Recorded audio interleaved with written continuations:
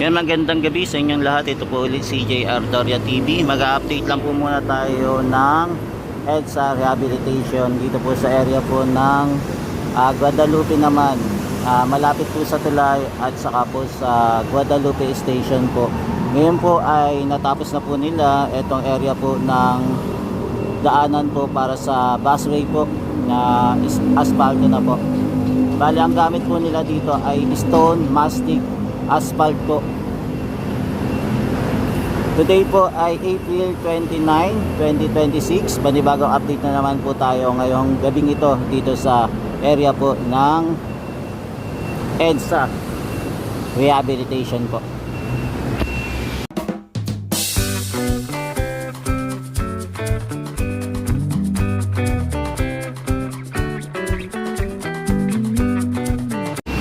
Kung makikita nyo guys, nagpe-prepare na po sila para sa mga gagawin nila sa pag-aasfalto po dito sa area. Ito po yung mga truck na naka-abang-abang na po para mamaya mga alas 10 po, ito possible po mag-asphalto na naman po.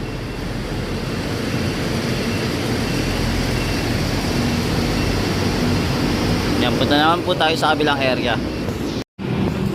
Yung dito din po sa kabila na espaltahan na po. Medyo madilim lang po ngayong gabing ito. Naglagay na din po sila ng barricade para sa panibagong asfalto po na gagawin nila mamaya.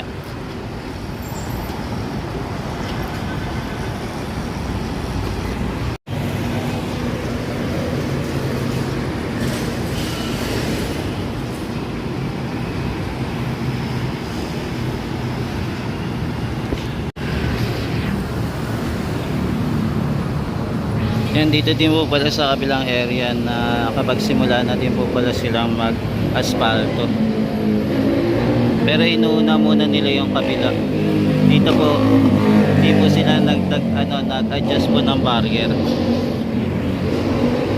So same pa rin po. Yan, mukhang doon po sila sa kabila magtatrabaho.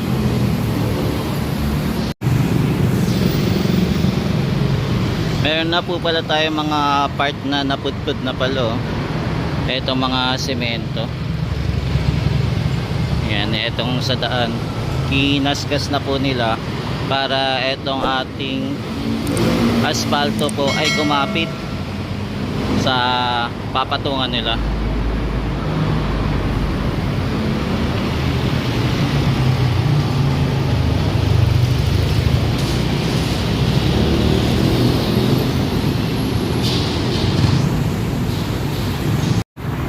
Naglagay na pala sila ng detour para sa paghahanda po na aayusin po yung ating Guadalupe Bridge.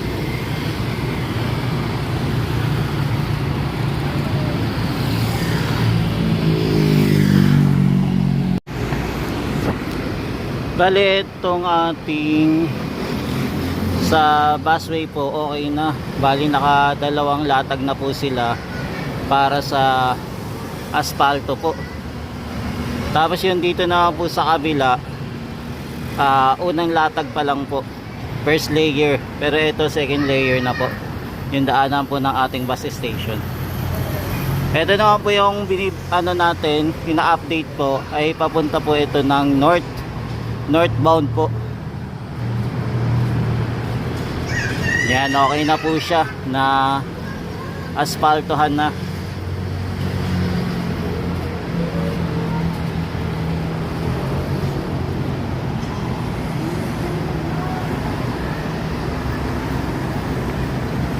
Yan, smooth na po yung pagdaan ng ating mga bus. Wala na pong kaproblema. Hindi na po siya lubak-lubak.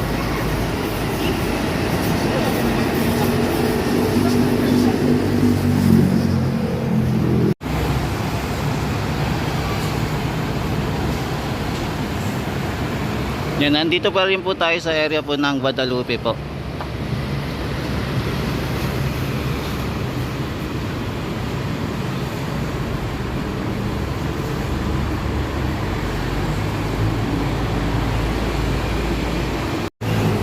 Nandito na po tayo sa kabilang side naman, dito po sa southbound. Ayan, mapapansin nyo po, sinarado na po yung daan. Hindi na po sila nagpapasok po dito sa kabilang lane. Bali, 2 lane po yung inoccupied nila. Dito po papunta po sa Buendia po. Ito po yung south area.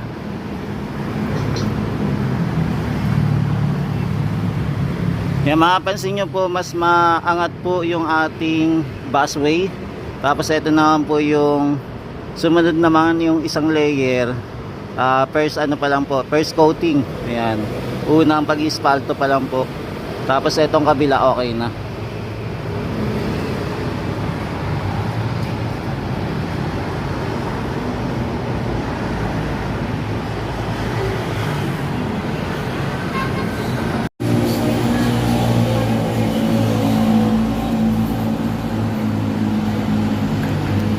Yan, hinarangan na po nila para mamaya-maya magsisimula na po sila magtrabaho po muli. So ito na po yung itsura ng ating bagong itsura po ng EDSA. Yan, time check po natin ay 9:11 na po ng gabi. Unti-unti na rin po nababawasan po yung mga sasakyan na dumadaan po dito sa EDSA. Yung iba po kasi nakauwi na rin.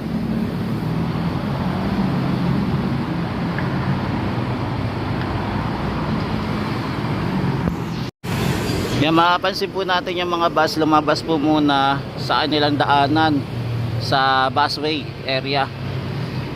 Ayan yung sarili nilang ruta, lumabas muna for the meantime habang inaayos po yung ating south area ng EDSA. Yung doon naman po sa kabila okay naman, ayos pa rin.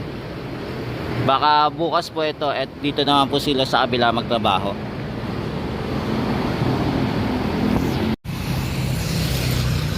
Yan, sa ito guys yung mga na-aspaltahan na po nila. Mapansin nyo po yung layer nya, no? Mas mataas na po yung sa busway. Tapos ito naman po sa kabila, medyo ano lang po ng konti, may diferensya.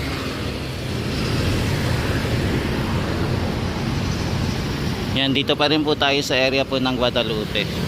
Papunta po naman ng Orense. Yan, sa mga tropa kits, ito yung pinakadulo nya na inaayos po. Itong mapapansin po natin na meron pa pong barricade. Ayan, yung may barikada po. Bali, 2 layer po yung sinakop po nila para ayusin po yung ating EDSA rehabilitation ngayong gabi po.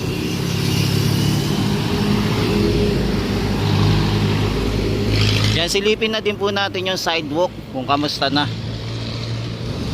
Yan, bali yung sidewalk naman po dito, ganun pa rin naman, hindi pa po napifinishing, naka-sementado lang po.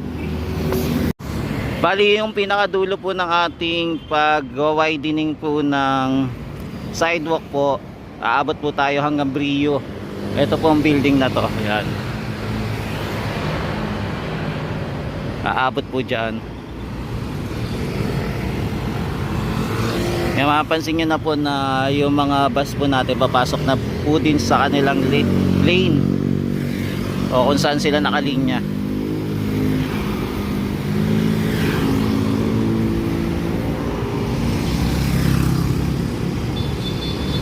Yan, so ito yung the rest po, ongoing pa rin para sa pag-aspalto po ngayong gabi.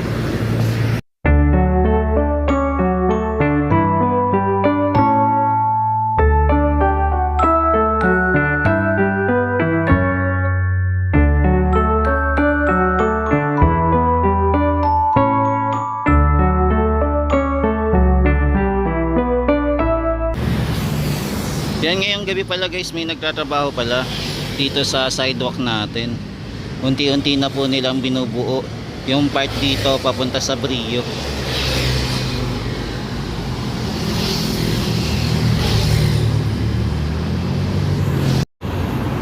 Yan, okay na din po pala dito.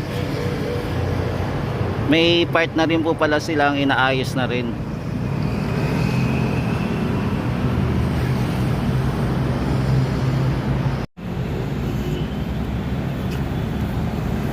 Yan, so ito po, unti-unti na nilang pinapaganda yung ating sidewalk, mga tropa kids. So ongoing po yung pagtatrabaho nila. Tapos maging dito din po, medyo malayo na din po dito sa area po ng ating footbridge, yung kanilang nagawa.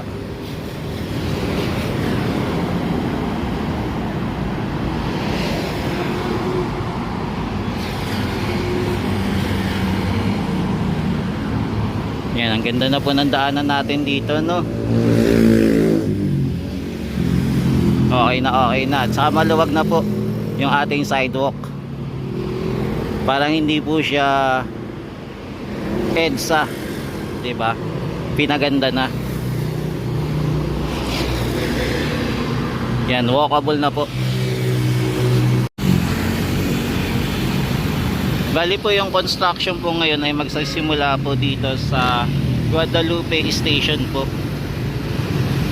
Ay dadagdagan po nila yung pag-aasfalto po dito. Yung sa bus lane po okay na. Yung isusunod lang naman po nila yung kabilang linya po. Para kumapal po siya. Isa pa pong patong. Yan, maliwanag na din po yung station natin. Puno po ng ilaw yung Guadalupe Station. Kaya dito po muna sila magsisimula dahil maliwanag po yung area dito.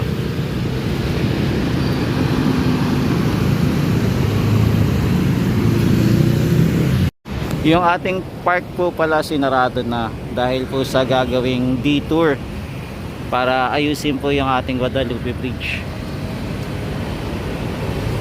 Kaya nakabarikada na po na kulay blue. Yan, bali sinusukat-sukat po nila.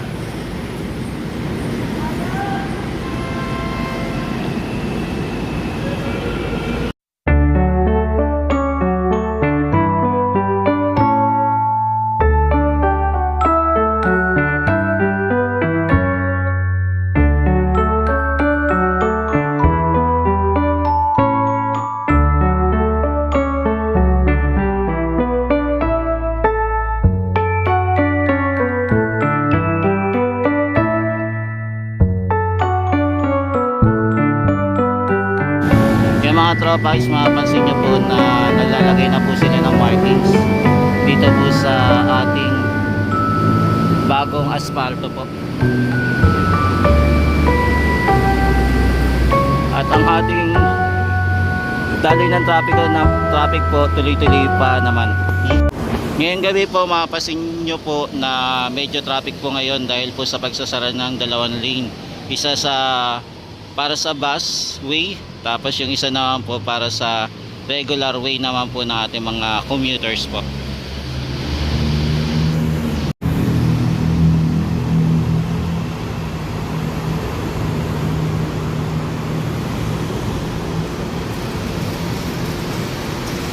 Yan, sa mga tropa guys, ito po muna yung latest update natin sa EDSA rehabilitation na nagaganap po dito sa Guadalupe area, dito sa Guadalupe Station at malapit din po sa Guadalupe Bridge, mga kababayan.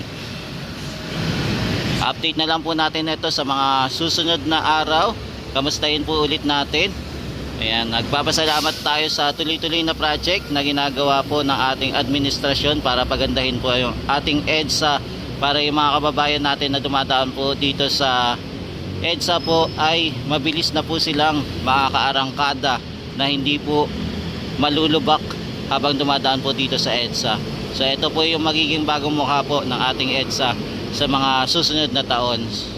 Once na matapos po ito, tiyak po na magiging walkable na din po ang ating sidewalk at magiging maganda na din po yung ating daanan dito sa kahabaan ng EDSA at maging ang ating tulay. Yan, maraming salamat po. For the meantime, ito po muna yung latest update natin ngayong gabi, April 29, 2026 po. Ayan, mabuhay po kayo. Maraming salamat sa walang sawang pagsuporta kay JR Doria TV. Ingat-ingat po. Hanggang sa muli. Yan, God bless po.